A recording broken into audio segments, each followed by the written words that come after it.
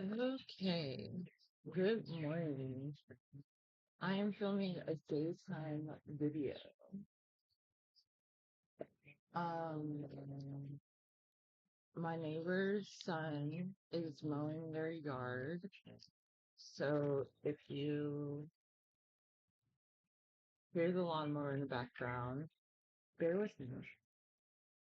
Like I said, the point of this is to be as authentic as possible.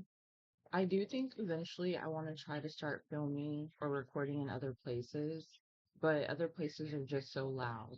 Like my porch, there's background noise like I want, but other places it's really, really loud, like public places and spaces. So we'll just have to see what happens.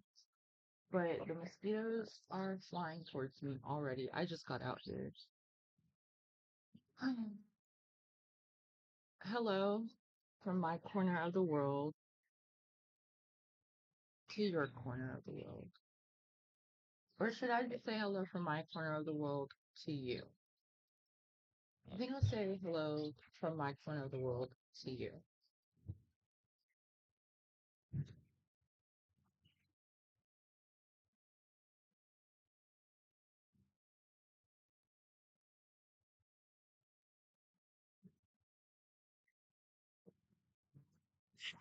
All my neighbors are out, actually.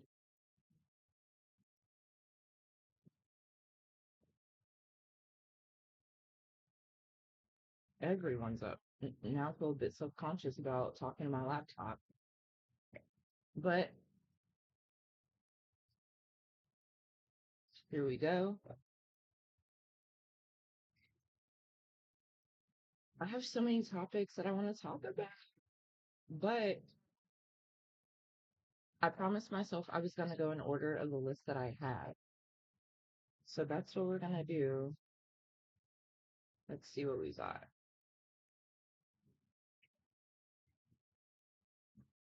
Okay, so today's video. Why is there actually legitimately this course around reading speed right now? 8 hours to read a book is slow. You should be able to read a book in 3 to 5 hours. Bro, we are in a literacy crisis. I do not care how fast or slow you read a book. Just pick one up and read it. And this is from I am Bree underscore 97 on Twitter. So they made a post about it, and it was more in the form of a question. And I want to talk about it. But I want to talk about it on a more in-depth scale, right? Because there's a new video that I'll talk about or I'll make, and they talk about how the devil's in the details, like characters and things like that.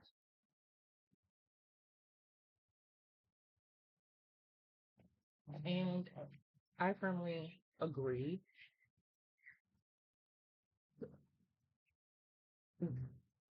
And once again, and I think this is also another point of my page, is to basically point out that everything leads back to capitalism in some way, shape, or form, and how competitive capitalism makes everything. You can't just do something for the enjoyment of it in capitalism. You always have to, make it a way to make money. You always have to turn it into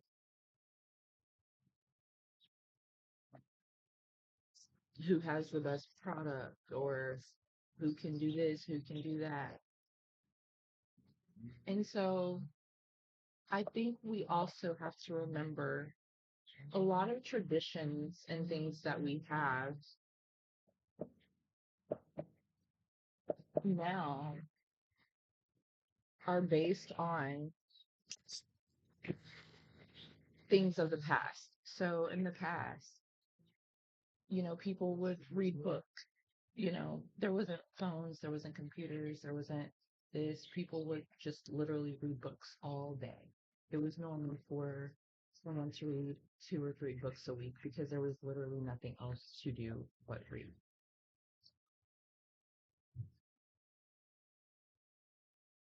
And so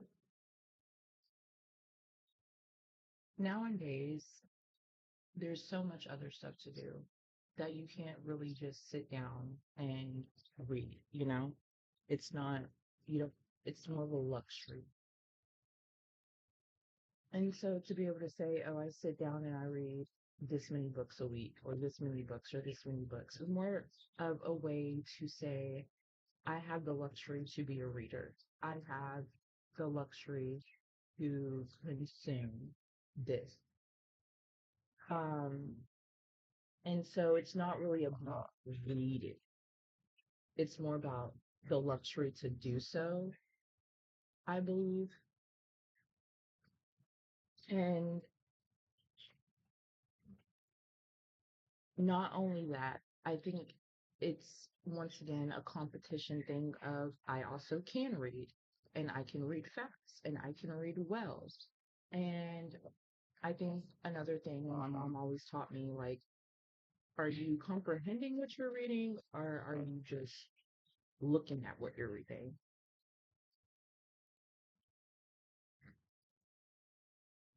And so I noticed it was very much a thing of comprehension. So she would always ask me, like, okay, give me the book, give me the book. And so she would kind of skim through it and she'd ask me questions. And if I didn't know, the answers, she'd be like, okay, go back, sit down, read it all over again. And that's when I learned to start comprehending what I was reading because I didn't want to have to go back and read it all again. Because she would do that sometimes, like before we could turn on TV, before we could go outside, we would have to read maybe like 10 pages, 15 pages, whatever it was. And she would, read it herself. So she would know what we were supposed to know. And so I became very big on, like I said, reading it and comprehending the first time as much as possible. And I think that's why I do have the patience now to research what I read and take time to actually enjoy my book and become intimate with my book. I'm very protective of my books. Like I do not like to lend my books out very much unless it's somebody like I trust. And most of the time, if I lend a book to you, something has told me to give you the book. And I don't, if you're a stranger, I really don't expect the book back. I'm giving it to you. But if you're a family member, no, I need my fucking book back. I'm gonna see you again in life. Give me my shit. Get your own book. I'm just lending you the book. Um,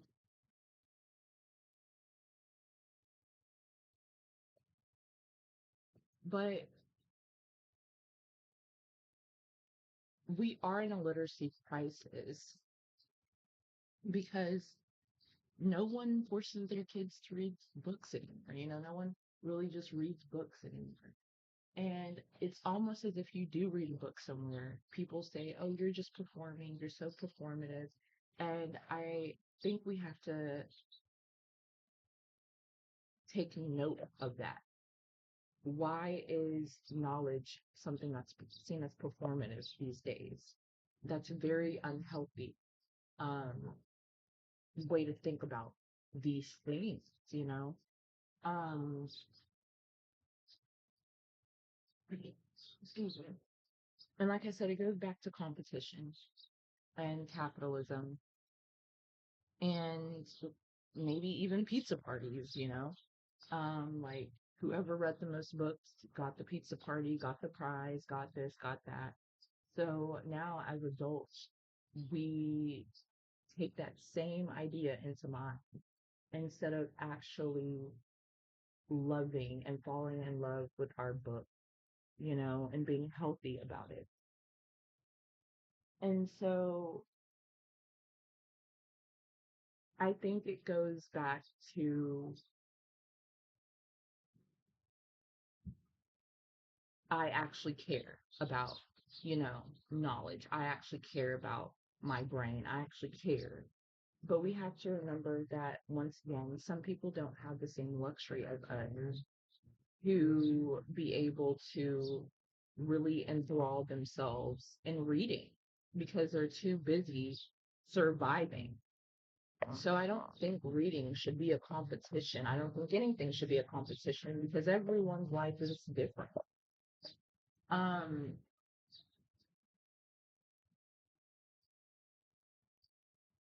but once again, we've been so conditioned that you have to have the sharpest mind. And so to have the sharpest mind, you have to have the most knowledge of things. And so I think sometimes we race to read. Even I find myself doing it. I'm like, oh my God, if a war breaks out tomorrow, I need to know how to, dig for oil. I need to know how to build a machine. I need to know how to, build a spaceship, a rocket out of here. Like, I just think in crazy terms. And maybe it's the OCD in me that thinks every little thing is going to happen. You know, if I wake up tomorrow and a meteor is flying, this way, I need to figure out how to build a self-defense mechanism against a meteor. So I need to read all these books in the world by tomorrow morning. If not, we're all gonna die. Everybody's gonna die, and it's gonna be all my fault. Like, I find myself doing it. But I think we have to once again regulate ourselves as individuals and as community and realize one, yes, life is that fucking serious. The devil really is in the details. And like I said, I'll talk about that maybe in another video or maybe in this video. It depends because to be honest, I still have over half a cigar left. And I have, I'm almost done with this topic. So maybe we'll be lucky enough to get a few topics in this video. But of course, I have to go based on what comes next. So we'll see what that is. But we have to condition ourselves to support each other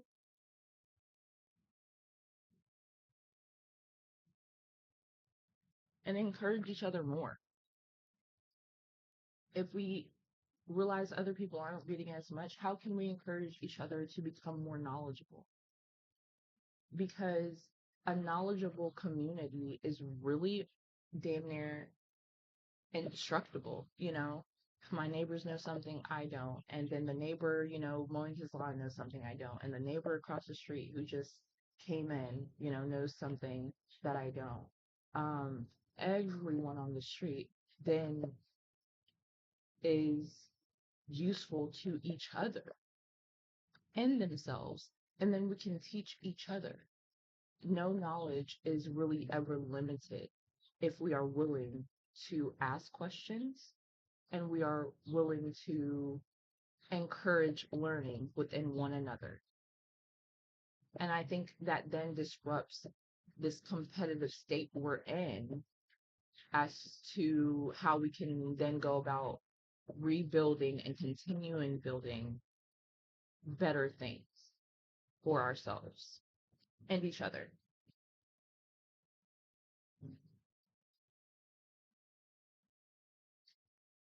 So I think it's once again rooted in capitalism, rooted in competition, rooted in, oh, I care about knowledge and you don't. When once again, that may not be the case. People are literally just fighting to survive. Some people have had so much trauma they haven't picked up a book in 13 years. So, and once again, some people just read, and then other people read and they research. Some people read and they annotate. Some people read and they take notes. Um, some people read and they stop and, discuss what they're reading. It really all depends on your connection with reading. Yeah, Wasp, I'm smoking. Why would you come over here? That's actually kind of against your nature. Stop doing that.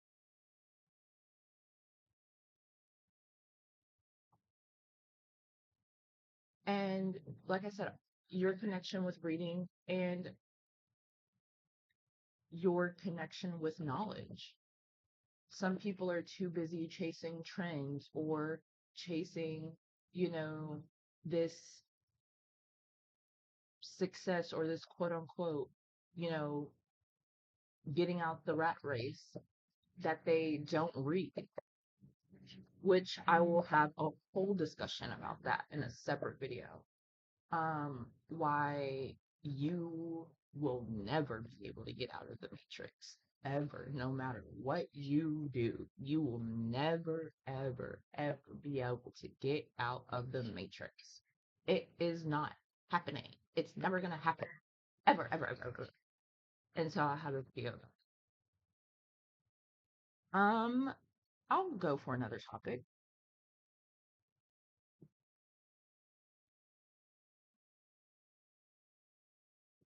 When a woman is poor and hungry, the humane thing to do is put food in her mouth, not your penis. Okay? That's a quoted tweet from, they're called Aish on Twitter. And it's quoting another tweet that says, also rape, paying impoverished women for intercourse is rape. Whew. As a rape survivor myself, I would like to discuss this.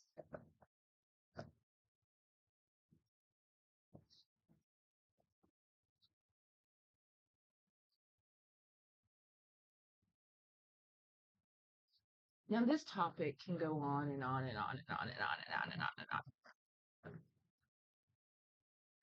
Should sex work be a thing?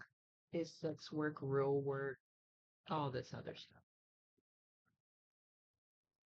And if women are in poverty, what should we do, right? Is dating prostitution?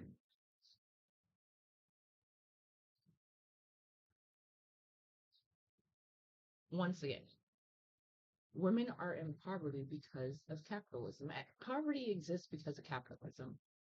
If no one owned anything, we would all be able to have food. We would all be able to go cut down any tree we wanted and build a fucking house somewhere. But it's kind of hard because maybe I may like the spot, by the beach, and you may also like the spot by the beach. So how do we decide who gets the spot by the beach? Well, why not be first come, first serve, respect everyone's boundaries? If someone has a spot by the beach, but they're on vacation, no, that does not mean you can come and raid their home and take over. They're coming back. They're just going on vacation. So even if you wanted that spot, it's not you move, you lose because they haven't moved. Now, if they say, hey, I went on vacation. I actually found a spot I liked out there. I'm not going to be needing this house by the beach anymore. You can have it. Now you can go and you can take over this place. It's yours now. They've given it to you. But other than that, they found a spot on the beach they like first. They wanted to keep it. Let them keep it. That's pretty much it. Now, if they want to pass it down to their children, that's a beautiful thing.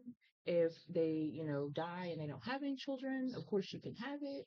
Um, or if they die and they give it to people who aren't their children, but it's not you either, that's fine. It was their spot first, right?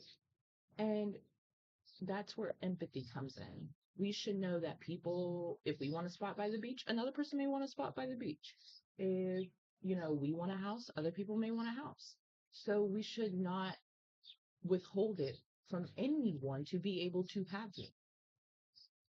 And it's the once again the devil is in the details, and that's another point of my page is to show the cycle of how everything is rooted from capitalism, all the suffering that we deal with, as much as we deal with it.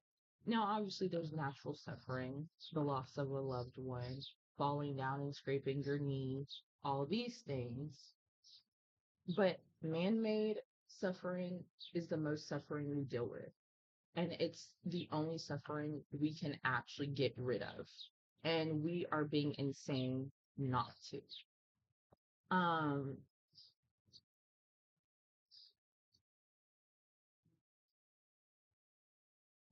and it's literally causing disease.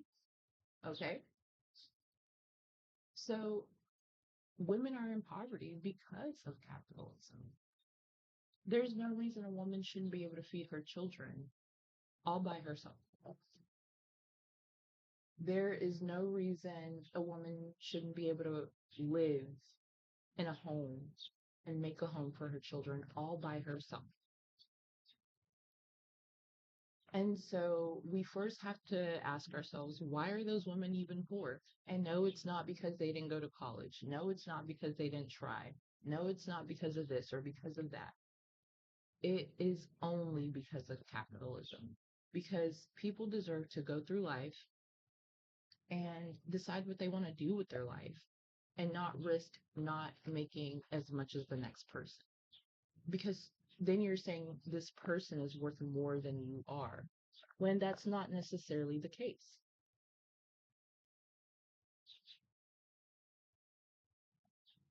Granted, the more you know, the more you may be an asset to other people. But you are an asset inherently because you are a human being and your interaction matters. Your presence matters. You matter. And so when a woman has to sell her body to make ends meet or to provide, we have failed that woman as neighbors, as community members, and as a society. And that's why I say, and I spoke about this in my previous video, men are not taught to protect the way they think they are. Because they should, instead of paying that woman, they should be enraged that she's even out there having to sell her body for money. It's kind of like that scene, and I don't know what movie this is from. I'm not a big mafia movie person, so don't quote me. But it's like, look at my boy, look at how they massacred him. I think that's The Godfather. It's kind of like that. Look at my girl, look at what they've done to her. Look at these people, look at what they've done to them. We should be asking ourselves, instead of, hey, here's 20 bucks, can you suck my dick? Why do I have to give you 20 bucks for this? Why are you even here right now begging me for this money? Why can't you get whatever you want on your own? And no, once again, it's not because she's not trying or she doesn't want to or whatever the case may be. Who knows why she's in the circumstances she's in? But I promise you, it goes back to capitalism and how it has no place for empathy whatsoever.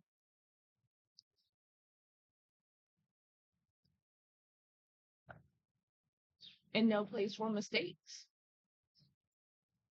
She may have went through a horrible experience and I'm recording a video. She may have went through a horrible experience and spent years healing, years on drugs, years, you know, tucked away in a corner somewhere because she's traumatized and she just cannot move from where she is because of that, which is biological, it's physical, it's natural. And they want us to think it isn't, that it isn't natural to process, that it isn't natural to stop and, be shook by the things that happen to you when it is very natural. And so they believe that people who feel and people who process and people who are actually affected by the world around them should not be able to do so and should not be able to make mistakes or fall down or take time to get themselves back together after things happen to them. And they just need to keep jumping, going to the next thing, going to the next thing. But once again, people are just cattle. They're just numbers. And so if you're not working and you're not putting money in the bank and you're not buying things, then we can't take taxes from you. We can't get money from you. We can't be rich anymore. So we need you to do all those things so that we can be rich. Did you just get that bag? Oh. Um, I was gonna think, what do I need a duffel bag for? Because I've been wanting a duffel bag. I bought the cutest duffel bag in my Amazon cart for the longest. And I know Amazon's on the boycott list,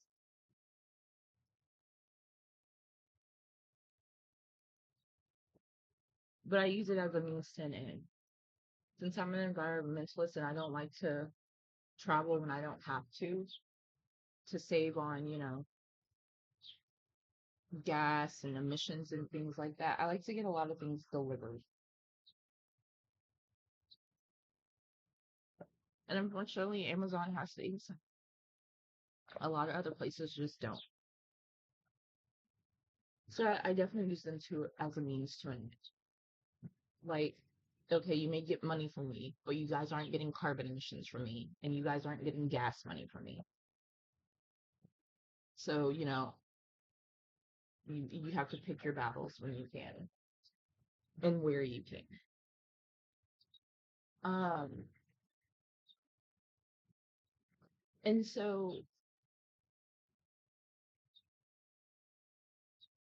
if you fall down or if you make mistakes, you should be punished. And there should be, fines and court fees and late fees and all these kind of fees on top of the fact you still have to pay to live. You still supposedly have to pay to be alive, you know, when you didn't even pay to be born. You didn't even pay to be here. You didn't even ask to be here.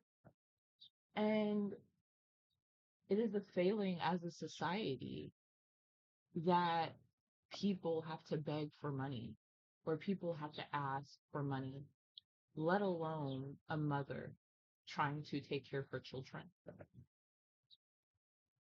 And when we have men who, once again, rather sleep with her instead of just giving her the fucking money and asking for nothing in return because he's actually a protector and he actually realizes children deserve to eat, women deserve to eat,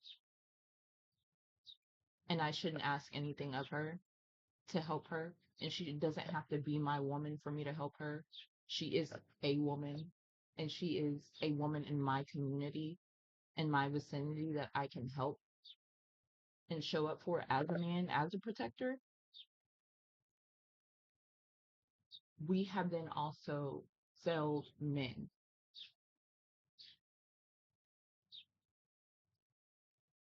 And so it kind of goes back to the video I made last time about how men aren't the protectors they think they are because they've been played and their true instincts have been hijacked and turned into something else. So that's my thought on that. And as far as dating, is it prostitution? I think anybody who says that is a fucking predator and you should stay away from them. And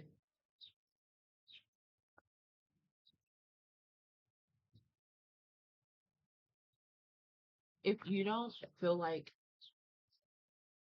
if every cell in your body isn't screaming at you to protect me or provide for me without me asking you for a damn thing, then you don't really want to protect or provide for me. You want something in return. And if your quote unquote protective instincts as a man can get turned on or off like a switch, depending on if this woman is giving you something, then once again, it's not instincts, it's manual and it's very calculated. And so you are no longer a protector or provider naturally. Instead, once again, you are a parasite and you are a predator and you are opportunist.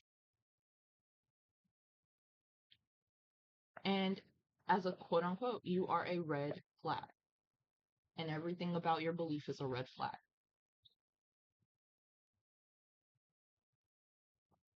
It's kind of like I've helped you, so now what are you going to do for this favor in return? And it continues the cycle of the belief that there's no empathy in this world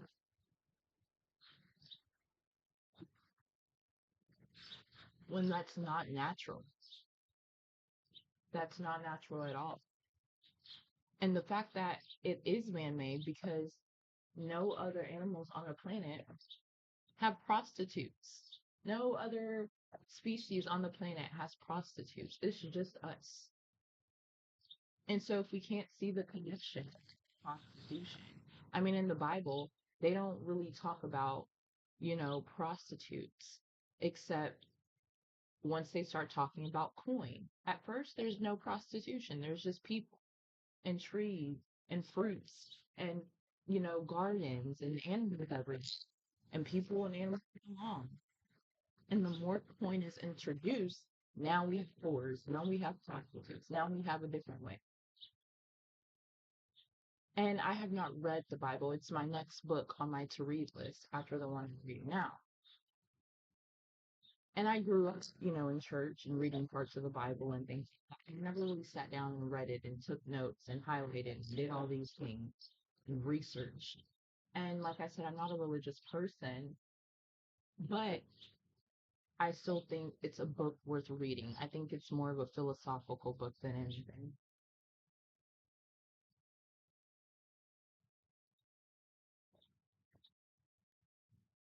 And so the devil, once again, is even in that small detail. The more coin is introduced, now the more titles are introduced, the more separation and categories are introduced. And we may say it's a way to be better productive or a means of better productivity, but how productive is it? Because at one point, everything was free and everyone was free. And now everything costs and everybody's panicking. And so, what has capitalism really done for us except cause more suffering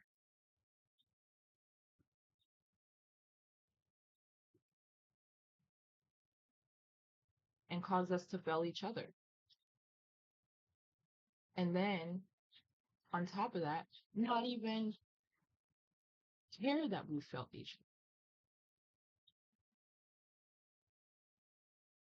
And so, if you are even religious, you can say capitalism goes against God.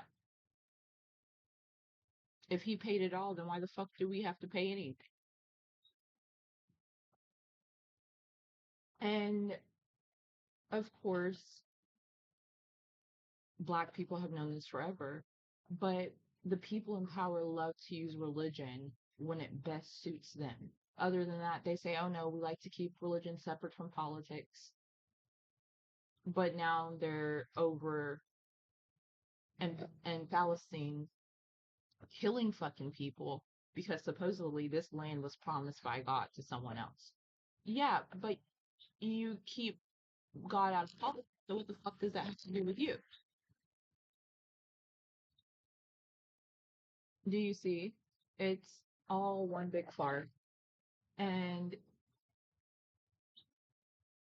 it keeps the system of me against you, or this person's better than this person's worth more than this person because what they do for a living, or this woman's better than this woman because she puts out and this one doesn't. It keeps it all going,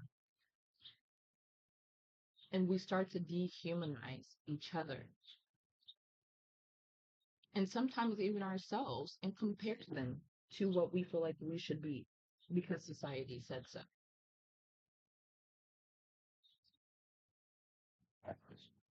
It lowers our consciousness. And if God really does care and love all things, it even broadens our disconnect from our ability to really embody that image of Christ. Because God didn't say, hey, I need you to suck my dick first before I die for your sins, or Jesus or whoever. And it's actually, maybe even a better thing that I'm talking about this on Easter Sunday. Because that's not what he said. He didn't say, yeah, I need like 20 blowjobs, about good 15 hand jobs, and I'm only dying for the people who give it to me. Everybody else, you got to pay for your own fucking sins. Because that's not my business. That's not my problem. That's not what happened. That's not what was said. And so we have to once again ask ourselves, why do we think that this is okay? And not we, because I don't, but why do some people think it's okay? And I think we should stop seeing prostitutes as failures and start to see the society that creates a situation, like I said, where a woman has to put a price tag on parts of her body to be able to provide for herself or her loved ones as the thing that failed her. And the people who allow a system to be so that does that to their neighbor or the woman in their community as failures to protect her and to protect their community. And realize once again we've been fucking played.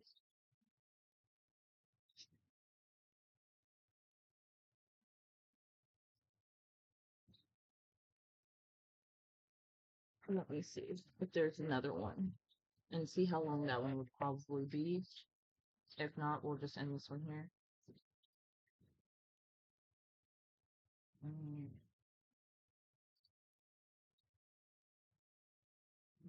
We'll go ahead and put this one with this one because they kind of talk about something similar. Hard to hate immigrants when you see the divine in everyone you meet.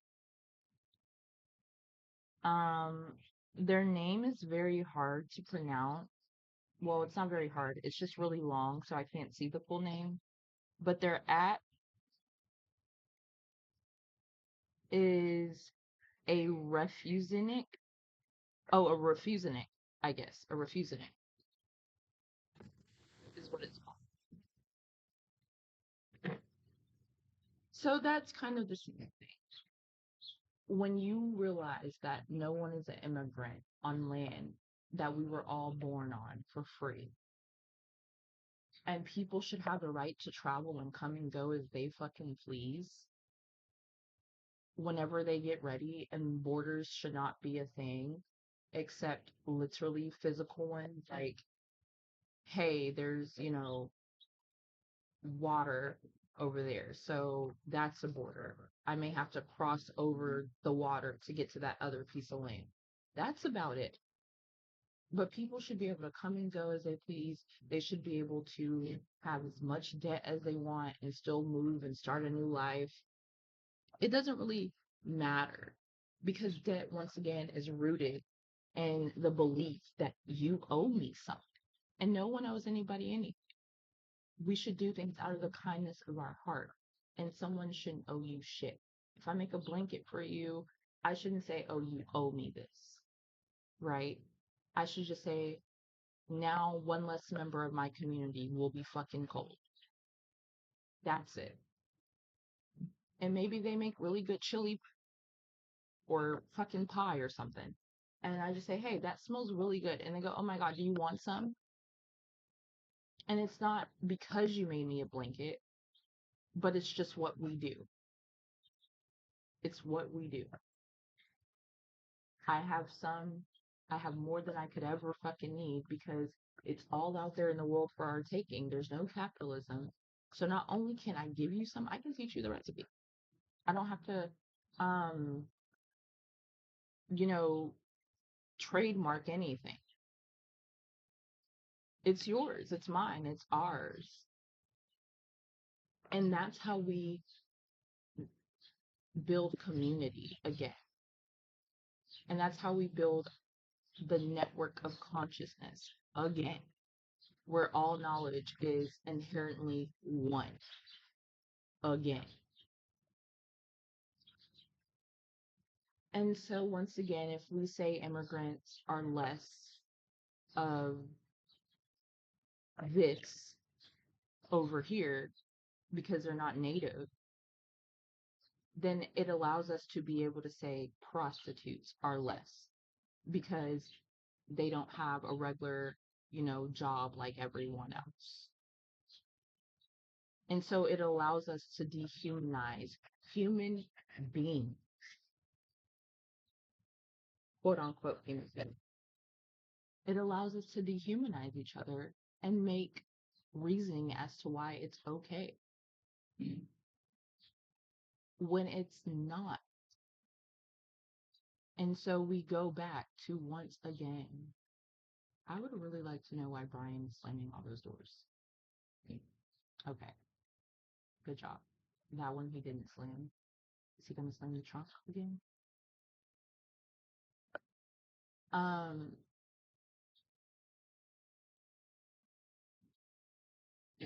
but I do really wonder about that, the connection of it all. And of course, they don't want us to see that connection because if they can, have us say, oh, well, we should kill all the immigrants, we should send them all back to where they came from, they can make us think it's okay as to why a woman can't provide for her family. Instead of realizing it's all capitalism and people should be able to come and go as they please. A woman should be able to go and get fruit and veggies from outside if she wants and cook a meal for her family. Everyone should be able to do what they want and be. But of course, it reprograms us into believing and validating a lack of empathy. And it separates us from one another.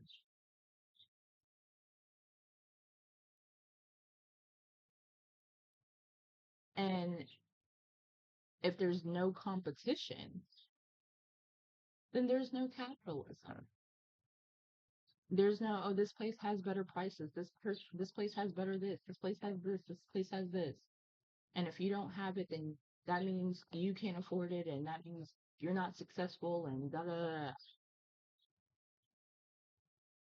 It stops trends. It stops overspending. It stops quick spending.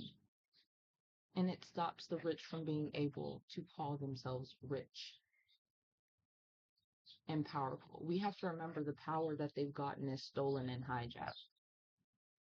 And we give it to them because we fail to see the details, or we see the details, but we're so scared to speak out because we live in a society where empathy is not normal. So if it bothers you, if it scares you, if it upsets you, and you speak out, then something's wrong with you and you're crazy, and we all deserve to think so.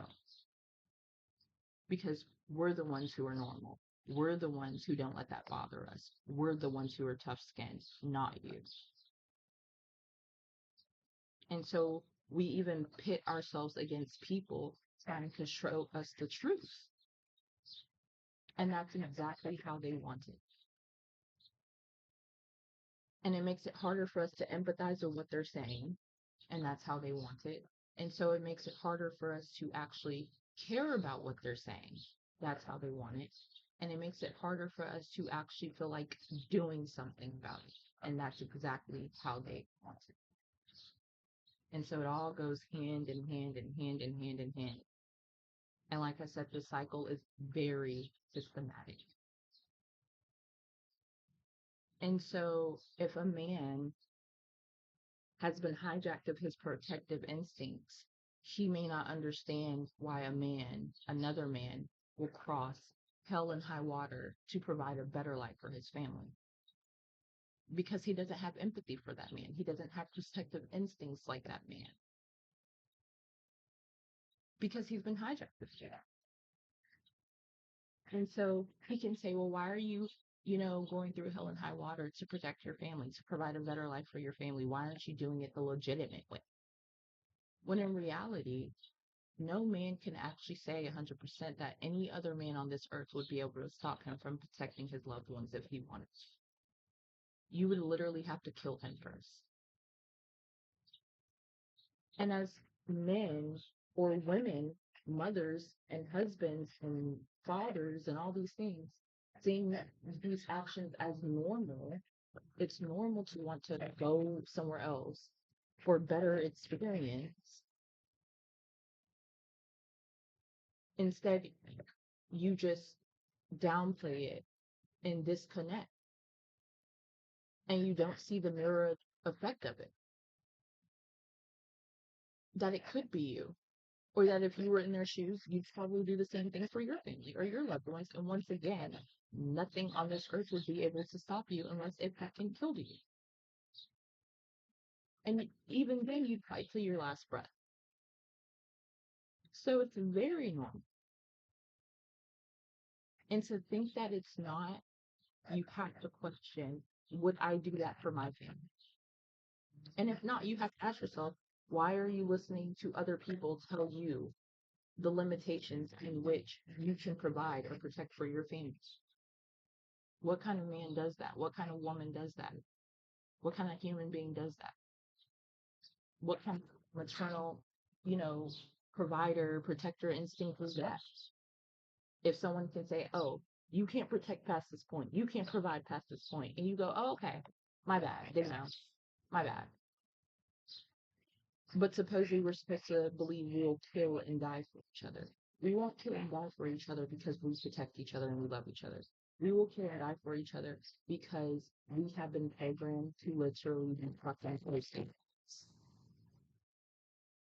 And we've been probably wanting to do it or try it for a long time anyway because they said we could and it was always possible. And so when it's time to kill, it's easier for us to do so. And it's easier for us to do so without empathy than actually seeing ourselves in the person that we're harming and the person that we're killing.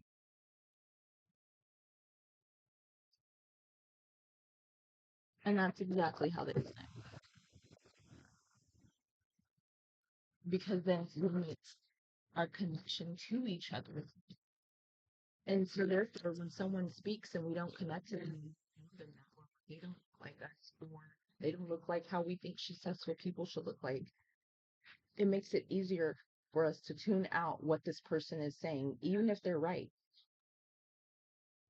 Even if they're making all the sense, it makes it easier for us to tune it out, or it makes it easier for us to explain why we should just not agree with them or not say anything. Like, oh, maybe they're right, but I'm not going to be the one to fucking say it. I'm not going to be the one to stand up and agree with them. I have too much to lose. Not realizing you only have too much to lose because the people who told you that, hey, this is ours and you have to pay for it, are the ones who keep telling you that because they want you to pay for it. And they want you to think that it's okay for you to lose it and that it's normal and that it's natural and that they're not lying to you and stealing from you and pirating you right in front of your very own eyes.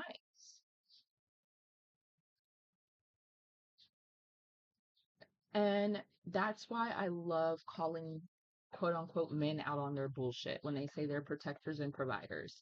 I say, oh, okay, really?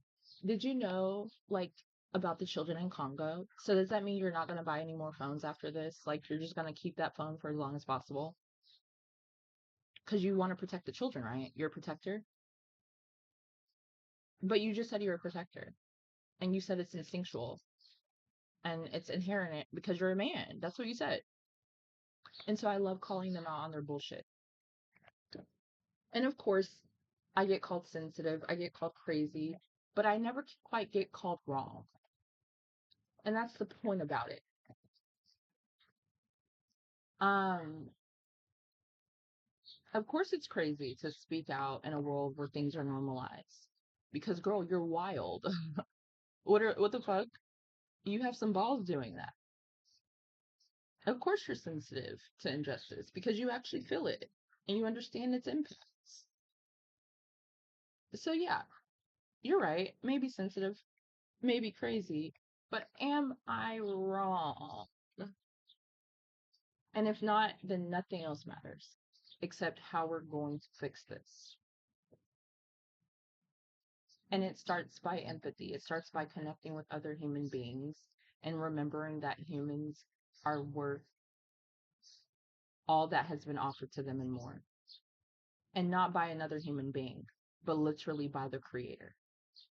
Another, the president didn't sign off on your birthday, the creator did. And so the president can't tell you what you can and can't fucking have because the creator gave it to everybody, including the fucking president. And tomorrow, if the creator says, you know what, I'm just gonna start fucking whirlwinding particles and pixels out of this bitch. I'm just gonna crumble this whole fucking thing to shit. The presidents, the lieutenants, the captains, the fucking nuke holders, everybody are gonna be just as fucking scared as everybody else. Everybody's gonna be running to some fucking bunker. Everyone's gonna be running to some fucking store to get all they can and stock up. Everyone's gonna be trying to call their family members and see where they are, see how they're gonna get to each other. Everyone's gonna become real fucking human, real fucking fast, real fucking equal, real fucking fast. And you're gonna sit there and you're gonna say, Mr. President, what do you expect to do now that the particles are being zapped back into space? What is he gonna say? Oh yeah, I'm gonna call up God tomorrow and we're gonna talk about it. We're gonna discuss it over phone call and see what I can do. No, there's not gonna be a damn thing any of them can fucking say or do because they don't own this shit. And so who are they to fucking tell us what we can and can't do, and what we can and can't have, and what we can and can't fucking make of ourselves? And that we have to fucking pay them to be able to do it. Bitch, fuck you. Who are you? But a fucking nobody just like fucking me. Trying to make me think that you're somebody. And I should fucking beat your ass right now because you're trying to play me. But of course, I'm a pacifist, so I don't do that unless it's in self defense. And I never kill. So I may fight for my life, but I won't kill for my life. Um, and I'll get maybe on a topic of pacifism one day later in the future. But I think it's so funny how people who say like, "Oh, I'm a woman and can't no nigga play me, can't no man play me," or "I'm a man and I'm the strongest man, I'm the smartest man, I'm a protector, I'm a provider." Like you are living the opposite of what you're claiming and not realizing that is literally insanity. Not realizing you are literally living in a delusion. And I think it's our jobs to, if we're going to heal ourselves and heal that disease of delusionalism, to realize we have been played. We are living in a delusion. And to then go out and figure out what reality actually is. And I promise you, it's not capitalism. And that's why they love to say, oh, this is reality. This is the real world. Because then it reinforces it's that same science, that same alchemy, that same magic or whatever you call it that they use. Hey, if you keep repeating it that many times, you believe that this is the real world. When in reality, this is not the real world. This is the world and this is Earth, but this isn't the real version of it. Those birds in the trees don't have to prostitute. They don't.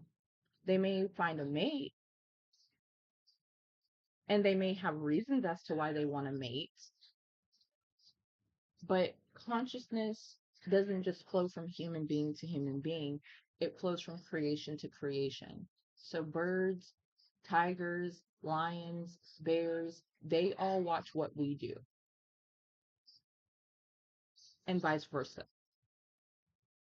So if we raise our consciousness, I promise you to, so will all the other creatures. And the reason we haven't seen much evolution is because one, evolution takes a really long time. It doesn't just happen overnight or over the span of 100 to 200, 300 years. It takes a really long time. But the reason it takes so long is because every cell in one human body has to connect and elevate to. What are the chickens going on about over there?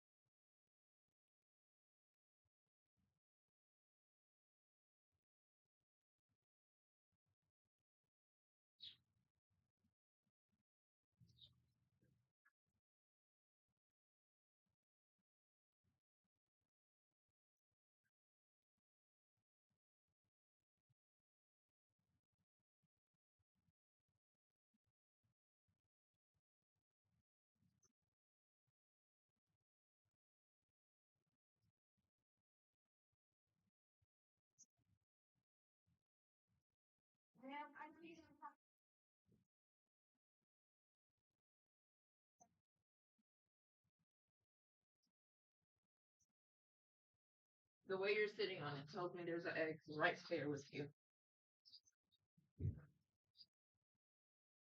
Okay.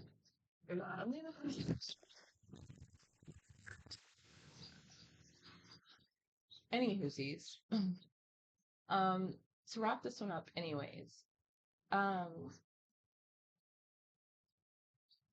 I do, like I said, we have to come out of that delusion. And like I said, the only way to do that is empathy and every pixel, every cell of your body being programmed again with a higher elevation of consciousness, and that it touches another human being. And then every pixel and cell in their body, and so forth and so on. And then as we touch things, as we interact with things, as we sit with things, as we drink water, as waste comes out of our body and goes back into the water supply, it also transfers to every other piece of consciousness. And there is a quote from the Bible that I really like that I do kind of remember about teaching all things kindness. And I think about it very often because all things cannot speak language, human language. But all things do have one thing in common, that we have energy within us. And energy is the true language of the universe. And if we can put our energy together and connect it with all things living are then able to teach each other and communicate with each other. And that's another reason why I do try to have these conversations out loud and outside as much as possible. I'm going to take off my shoe and pop the fuck out of you. Get the fuck away from me. Um, when you have to take off a sandal to pop the fuck out of a bee, I'm all for saving the bees. But if I have to take off my sandal to pop the shit out of you, not kill you, but just give you a good chonkla hit on the fucking head, that's just what I gotta do. But because then every part of world and universe. Oh, they were doing that because the cat. Oh, I see the cat now. Um,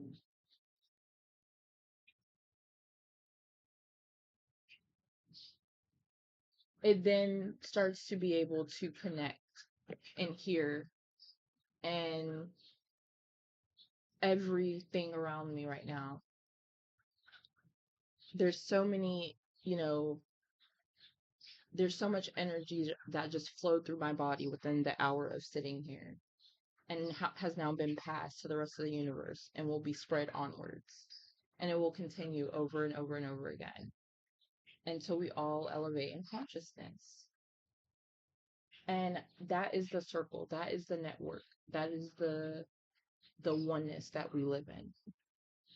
If you want to call it the Holy Trinity, you can, but really it's just Trinity or serenity or unity, all the T's. And I wonder what, let me see something, because sometimes I like to do this thing where this may amount to nothing, but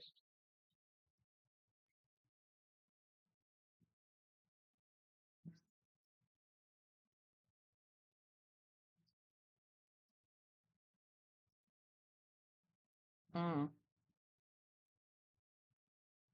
So it made me think, because I was thinking of all the T's, right, that I just said, the TYs or ITYs. And so I looked it up, the meaning of it, the suffix, and it says a state of quality or condition, for example, safety or loyalty.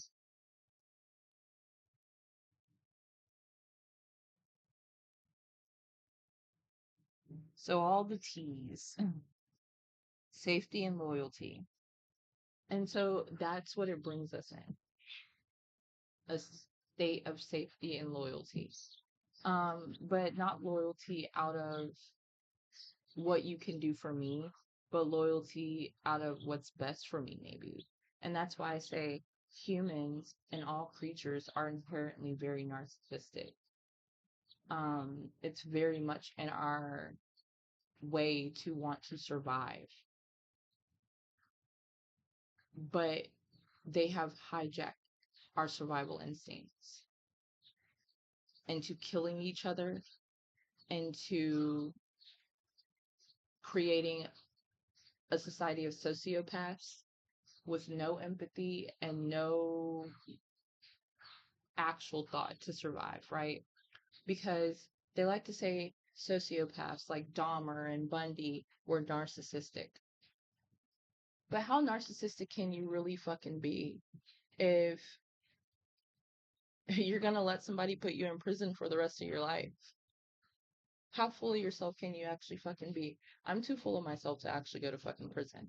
What the fuck do I look like being in here for the rest of my life for 40, 50 fucking years?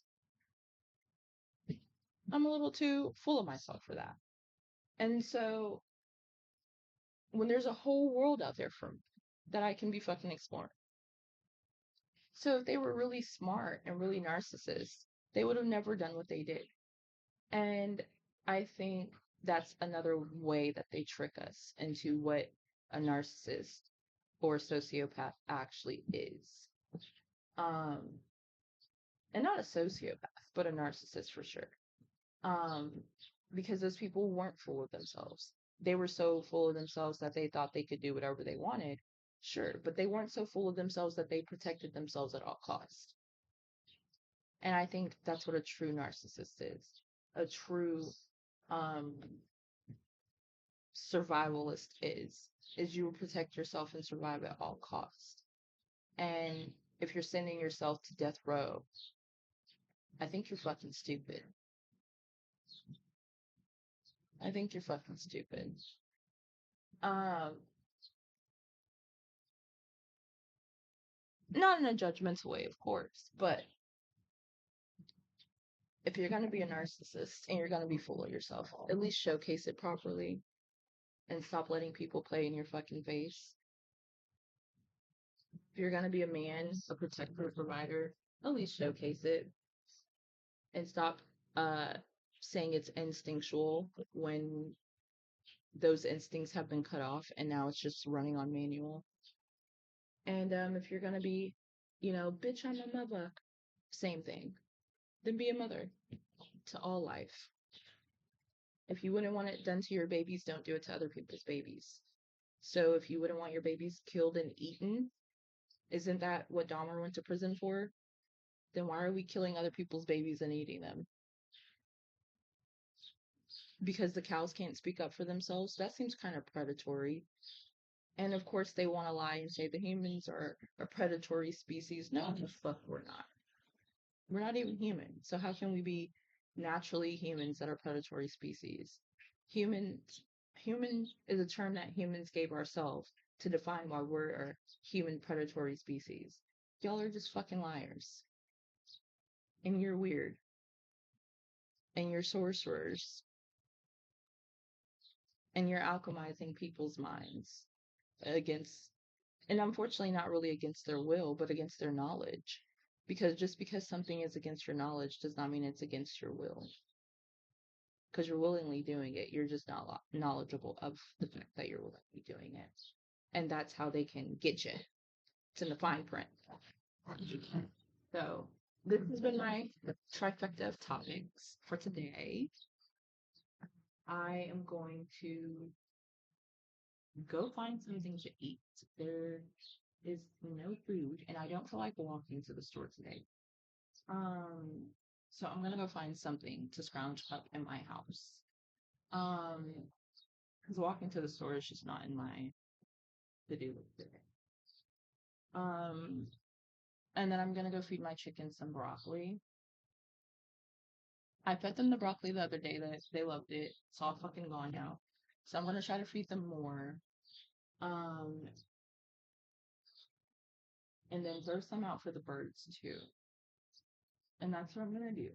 Oh, and do my laundry today. Actually, no, I can't do my laundry today. It's my brother's laundry day. Well, I'll figure out something. I'll figure out something to do.